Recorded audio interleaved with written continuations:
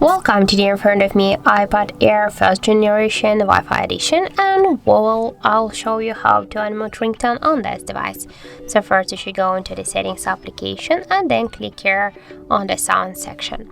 Now just here we get the ringtone volume panel, and you just to unmute the ringtone you should swipe this white dot to the right side with your finger by this way.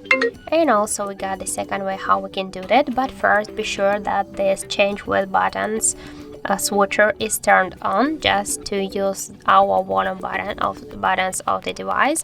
And now just press your up volume button. You can also unmute your device ringtone. And also we got the third way how we can do that, just by using the control center. So swipe down the screen on the right upper corner, and here you'll see the ringtone volume panel.